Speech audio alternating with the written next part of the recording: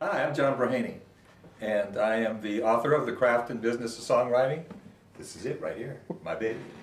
I want to give you a quick tip on songwriting. This is something that is very important because in terms of making your song have an impact on a listener, it's very important that we can establish some contrasts, some dramatic contrasts particularly between the verse and the chorus, so that people, when they're listening to it, their attention is grabbed again by that change. You fill my lungs with ashes, fill my mind with grief, put me in a category, tell me what I need, call me by my number, a number never speaks, try to lead your people like a dog down on a lead.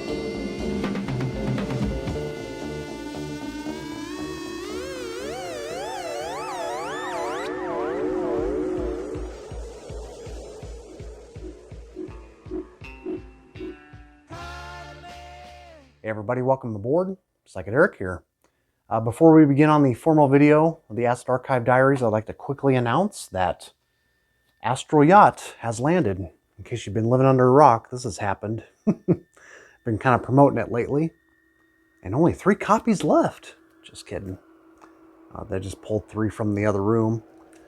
So I have like half the stock copies, and hopefully, just depending on how they sell, and they've been selling pretty well. Had a very successful Bandcamp Friday. Then I'll be receiving more stock copies from the label. So everybody that's been seeing me promote this a little bit with some images and videos, I'm not really the type that's ever, done that, like promoting sales. But this is for a good cause, man. This is something like a dream come true. It's just so surreal to me having a product, something that I've made for my own musical creations, and it's come to life. Now, I'm not saying it's like the best thing since like sliced bread or Abbey Road studio quality, but still very bedroom artist oriented, kind of lo-fi and ideally. And is there things I'd like to change on this? Absolutely. Listening to this thousands of times, there's always a little bit of nitpicking, and you always want to make stuff better, right? But with the limited resources that we had, considering it was made on a no budget kind of basis with the resources we had, I think it turned out fairly well. So Astral Yacht, if you love the old school style of psychedelia and none of that neo-psych garbage like me, at least most of it, I don't like a whole lot of what's coming out nowadays. It's either like stoner rock or just kind of a, cheesy throwback. Then pick up on it. Let's begin on the Acid Archive Diaries, the 2nd edition. Get your Bibles out. And we're going to start with this one. This is one that I've been, it's kind of been on the back burner. I've been meaning to do this one, and we're finally here. This is John Braheny, Some Kind of Change. It came out in 1968 on I'm pretty sure it's Records by Pete, but oftentimes online it gets referred to as Pete Records. I think either way is fine. This is One and Only LP, which is kind of surprising considering where he would land later on in life. It's a Unipack, of course. We all love those. And this is like a letter. I think it's like during the sessions or like right after he finished the record. He's kind of talking about his experience in the studio, making it out in Hollywood. Because this guy's actually, he was born in Iowa. I'm not sure which town. I just read it was Iowa. And yeah, he's talking about how he's just handling this device called the Echolet and the oscillating system sort of paired with it, which is pretty evident in this record. And that's definitely laid on some of the better tracks on here. But, looking at the back cover and the front image, it doesn't really have a whole lot of character, just got his front portrait there and doesn't say much about the man. But what is surprising, though, is just the lineup on the back, too. You have a lot of session players. I think a lot of these guys came from jazz background, sort of like jazz players from the Hollywood era. And yeah, a lot of different brass instrumentation. John's playing a lot of things. He's playing violin, again, echolet, oscillator, some guitar, lead and background vocals. And then you got stuff like piano, organ, even some female backing on some tracks. And yeah, just great engineering overall too on this one. So soon after this record, he would later find success writing books. I think it's called The Craft of the Singer-Songwriter, The Craft of Modern Singer-Songwriter, something along those lines. And he published, a few different books, and later became part of the whole expo singer-songwriter scene in LA, in the Hollywood area. And then he would later teach classes at UCLA. One of his biggest successful stories is that he wrote the song December Dream, which I think is a little more familiar, being covered by Linda Ronstadt in the Stone Ponies. And it's featured on this one as well, the original track. It kind of fits alongside with the first track, Gray Day. Very accessible, sort of AM-friendly, Baroque pop, folk rock touches. It's not a bad opener, but it doesn't really give you any inkling that any acid-drenched kind of tracks are held within, at least from the first two tracks. But then you get to the third one, that's kind of where it starts kind of creeping in. You have a little bit of the sophistication in the writing, and it's a little funky in spots. Use of like bells and different percussive instruments, and that's on the track Don't Cry For Me, the third track. And then followed up with a weird track, the fourth one here, called Tour Line Ladies. Runs about 5 minutes in length. And on stereo, the left channel is all basically, it sounds like a shuttle bus tour guide, kind of coasting through the Hollywood, Sunset Boulevard area, name dropping all these different landmarks in the area. While the other side on the right channel is more slightly bluesy shuffle, kind of creeping in the mix. It's very slow in nature. And from what I can recall on the lyrics, it's sort of talking about somebody's experience. Is that right? Yeah, it's talking about, my sister came out here last fall. She said it was too hot and got here in some trouble, and it was such a mess. Everybody wants your money. So I don't know if it's like a personal experience with John, but it sounds like he was definitely rubbing shoulders with the Hollywood producers, and just seeing the high life side of LA. And that follows up with probably the best track on here for me, at least. The peak cut on this one is the title track, Some Kind of Change. Almost running at 6 minutes. It's the closing track on side one. And what's cool about that track too, the single version, I think it was released in stereo and mono, like a promotional copy only. And that's actually a totally alternate take compared to this album version. It's a lot more up-tempo, and it's almost kind of jam-packed, and sounds like they were trying to make that song cut for radio. I turn off the playing of the game. Ride a man. Take a stand. Thinking I need some kind of change. Ride a man. Whereas this one's a lot more patient, a lot more relaxed, and I would say even definitely more psychedelic in nature and floaty, kind of heady atmosphere that it takes on. You got these really whizzing, oscillating echoplex kind of things happening. And while he's doing the first vocal verse, you hear all these backward drum fills, like in reverse, with these like reverb effects. It's really pretty awesome. And from what I recall too, pretty cool lyrics. Might read some of this here. Let's see. You'll fill my lungs with ashes, fill my mind with greed. Put me in a category, tell me what I need. Call me by my number, a number never speaks. And try to lead your people like a dog down on your leash. And now let's read another one here. Afraid to lose your power, afraid to lose your face. Kill to keep your manhood and keep me in my place. Use your laws for vengeance on those who criticize. Control the world with money, destroy my trust with lies. Damn. John was onto something here. Maybe no wonder they call him the songwriting crafty man. So yeah, definitely check that track out. Some kind of change. I'll try to leave a little sample here in the beginning. And then that leads us to the flip side here with Long Way Home and Warm. Again, kind of starts out where the first half started off with, sort of, subtle use of the brass instrumentation, but yet, kind of in a very accessible, radio-friendly kind of way. The track Warm is also notable because it has some of that electronic work.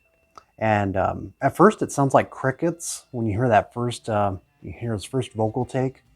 And then it just increases, like the frequency in pitch kind of increases, and it almost like throws you off like, whoa, I thought we were listening to like some outdoor cricket noises, but it was the oscillator all along. So that's kind of a neat little thing. Probably my least favorite track, Reason for Leaving.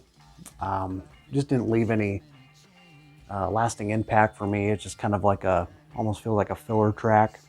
And then that leads us to the last two tracks on here, which I think are some of the better ones. Free Fall kind of gives you some like Middle Eastern touches. Almost sounds like Roger McGuinn, Gene Clark, maybe even a touch of like Donovan stylistically.